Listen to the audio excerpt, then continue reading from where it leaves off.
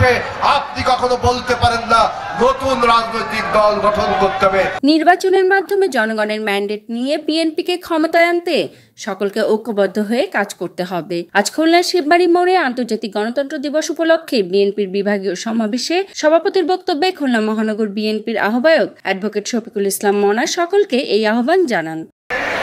এখনো পর্যন্ত ফ্যাসিবাদের দোসররা সারা বাংলাদেশের সব জায়গায় ছড়িয়ে ছিটিয়ে রয়েছে। এদেরকে আমাদেরকে মোকাবেলা করতে হবে।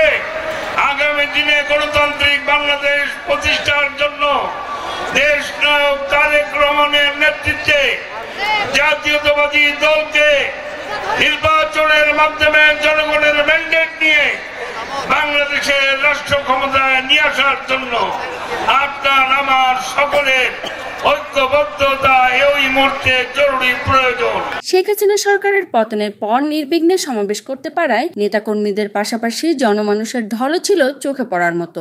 বিগত সরকারের সময় যারা গুম হয়েছেন তাদেরকে স্মরণ করে বিএনপির বিভাগীয় সাংগঠনিক সম্পাদক বলেন, অন্তর্বর্তীকালীন সরকার নতুন ডিসি ও সচিব নিয়োগের ক্ষেত্রে যে শর্ত দিয়েছে তাতে হাসিনার সুবিধাই হবে।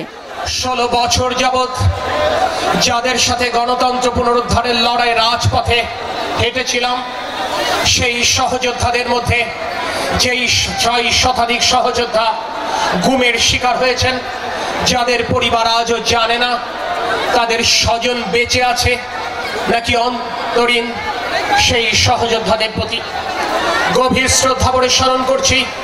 এই সরকার প্রতি মুহূর্তে হোঁচট খাচ্ছে। মাননীয় প্রধান উপদেষ্টার কাছে বিনয়ের সাথে প্রশ্ন, আপনার ব্যক্তিগত সহকারী আপনার কিংবা আপনার সরকারের দায়িত্ব পালন করছে নাকি ছাত্র জনতার আন্দোলনের মাধ্যমে যে শেখ হাসিনার সরকারের পতন ঘটেছে তার ক্রীড়নক হিসেবে দায়িত্ব পালন করছেন? খুলনার আশেপাশে বিভিন্ন জেলা ও উপজেলা থেকে মিছিল নিয়ে বিএনপি সহযোগী সংগঠনের নেতাকর্মীরা সমাবেশে এসেছেন। বিএনপি তথ্য ও প্রযুক্তি বিষয়ক সম্পাদক তার বক্তব্যে অন্তর্বর্তীকালীন সরকারের সমালোচনা করে বলেন, সরকারে বসে আপনি কখনো বলতে পারেন না যে নতুন রাজনৈতিক দল গঠন করতে হবে। বাংলাদেশের যে আন্দোলন হয়েছে এক দফার ভিত্তিতে, অর্থাৎ মানুষের এই ফ্যাসিস্টের পতন এবং মানুষের ভোটাধিকার প্রতিষ্ঠা, সুতরাং এই ভোটাধিকার প্রতিষ্ঠার জন্য অবিলম্বে নির্বাচন কমিশন গঠন করুন। 6টি সংস্কার কমিশন করেছেন। একজন কমিশনার বলছে নতুন রাজনৈতিক দল গঠনের কথা বলছেন। মনে রাখবেন, বিএনপি বাংলাদেশে বহুদলীয় গণতন্ত্র দিয়েছে। যে কোনো রাজনৈতিক দলকে বিএনপি স্বাগত জানায়, কিন্তু সরকারে বসে আপনি কখনো বলতে পারেন না নতুন রাজনৈতিক দল গঠন করতে হবে। এই আমরা প্রতিবাদ করছি এই কথা। তবে সমাবেশের প্রধান অতিথি দলটির স্থায়ী কমিটির সদস্য গয়েশ্বর চন্দ্র রায় অন্তর্বর্তীকালীন সরকারের সংস্কারের প্রক্রিয়াকে স্বাগত জানিয়ে বলেন, বৈষম্য বিরোধী আন্দোলন যারা করেছেন তাদেরকে আমি 71-এর মুক্তিযোদ্ধাদের মতোই সম্মান করি। এবং এই রাজনৈতিক দলের আজকে বৈষম্য বিরোধী আন্দোলন যারা করেছেন তাদেরকে আমি 71-এর স্বাধীনতা যুদ্ধের যে সৈনিকরা যুদ্ধ করেছে আমি তাদের মতোই সম্মান করতে চাই।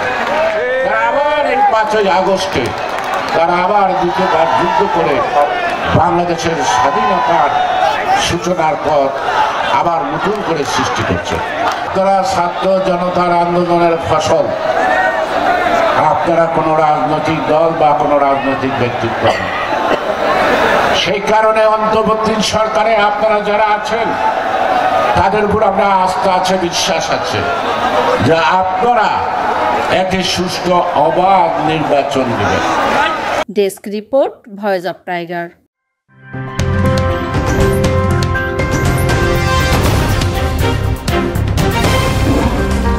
Voice of Tiger.